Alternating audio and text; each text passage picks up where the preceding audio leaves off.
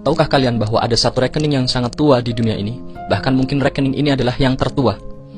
Atas nama siapa rekening itu? Atas nama Sayyidina Utsman bin Affan. Ya, beliau adalah Dzun-Nurain dan Khulafaur Rasyidin yang ketiga. Loh, memangnya zaman dahulu sudah ada rekening? Sudah ada perbankan? Bukan demikian. Jadi awal mulanya begini.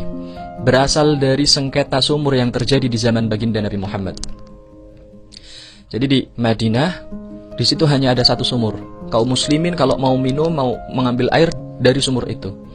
Dan parahnya, sumur ini diakuisisi sebagai hak milik oleh seorang Yahudi yang bernama Yusuf, karena dia yang menemukan sumur ini. Dan Yusuf ini gak rela, air sumurnya ini diambil secara gratis. Siapa yang ingin air dari sumurku, maka dia harus memberiku 10 dirham. Dijual belikan airnya. Maka orang mau gak mau, mereka pun harus membayar 10 dirham. Dan hal ini sangat memberatkan kaum muslimin. Akhirnya kaum muslimin mengadu kepada baginda Nabi Muhammad. Mendengar pengaduan itu, Rasulullah berkata kepada para sahabatnya, siapa yang mampu membeli sumur itu untuk kepentingan kaum muslimin, falahul jannah. Aku jamin dia dapat surga. Ini jaminan dari Rasulullah, gak main-main.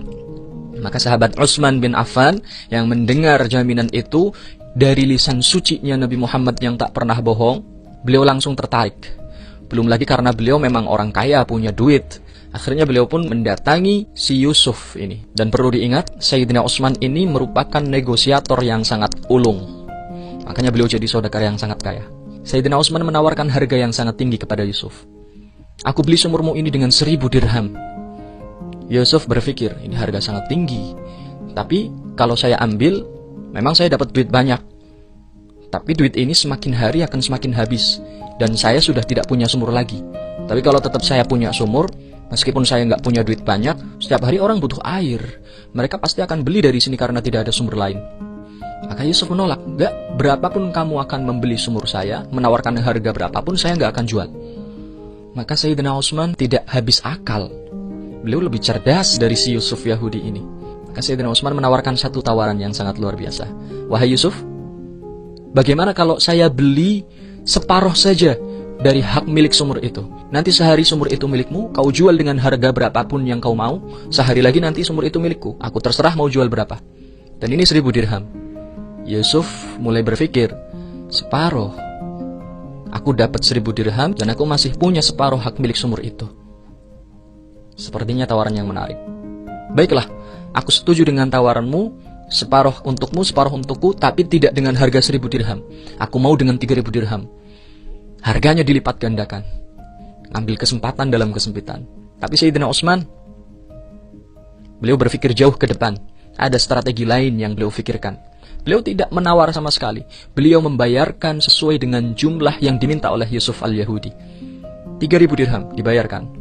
Maka Yusuf sangat senang. Selain dapat 3000 dirham, uang sangat banyak, dia pun masih punya jatah sumur itu. Sehari miliknya, sehari milik Utsman. Maka begitu Sayyidina Utsman mendapatkan harinya, beliau mengatakan kepada kaum muslimin, wahai kaum muslimin, ini sumur hari ini milik saya. Kalian ambil sepuas-puasnya untuk kebutuhan hari ini sampai kebutuhan besok. Karena besok sumur ini akan jadi milik si Yusuf itu lagi. Maka kaum muslimin berbondong-bondong mengambil air sebanyak-banyaknya untuk kebutuhan hari itu dan kebutuhan besok. Begitu besok tiba, Yusuf si Yahudi ini kayak biasa, datang ke sumur dan menawar-nawarkan air. Ayo air, siapa yang butuh air? Siapa yang mau air? 10 dirham saja seperti biasa. Tapi Yusuf heran, kok tidak ada yang mau air? Tidak ada yang mendekat. Gak kayak biasanya mereka berbondong-bondong bahkan sampai mengantri. Kemudian Yusuf menawarkan lagi dengan diturunkan harganya. Ayo air, siapa yang mau air? 9 dirham saja, saya turunkan harganya. Tetap gak ada yang mau mendekat. Ada satu orang mendekat, bawa girbah. Girbah ini botol zaman dulu, terbuat dari kulit kambing atau kulit onta, dijahit di sisi-sisinya untuk wadah air. Satu orang lewat di depan Yusuf bawa girbah berisi air. Dia siramkan air dari girbah itu ke mukanya dia, di depan Yusuf. Seolah-olah air nih. Maka Yusuf merasa heran, kok orang-orang sekarang seperti ini, kenapa? Ada satu yang menginformasikan, meskipun kamu jual dengan harga 1 dirham, mereka nggak bakal mau beli. Kenapa demikian? Ya, kemarin Utsman menggratiskan air di sumur itu, dan mereka sudah ngambil air sumur itu untuk keperluan kemarin dan sekarang. Maka di situ Yusuf merasa terjebak dengan strateginya Sayyidina Utsman. Dan Yusuf semakin hari semakin merasa rugi. Gak ada orang yang mau beli air darinya, karena mereka sudah mendapatkannya gratis dari Sayyidina Utsman. Belum lagi uang yang kemarin semakin hari semakin menipis, dan semakin habis. Dalam keadaan seperti itu, datang Sayyidina Utsman bin Affan.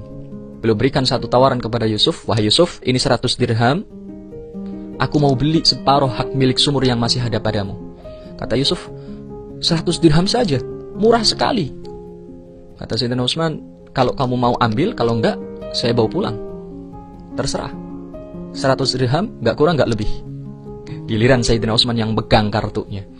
Maka Yusuf pun mulai berpikir, daripada enggak dapat apa-apa, sumur sudah enggak ada lagi orang yang mau beli airnya, uang di rumah semakin menipis, ya sudahlah. Akhirnya dia ambil 100 dirham itu, dan hak milik sumur itu berpindah sepenuhnya kepada Sayyidina Utsman. Dan semenjak saat itu, Sayyidina Utsman mewakafkan sumur itu untuk kepentingan kaum muslimin semuanya. Siapa yang haus boleh ambil dari sumur itu. Siapa yang pengen air untuk mengairi kebunnya boleh ambil dari situ. Hewan ternak boleh ambil dari situ.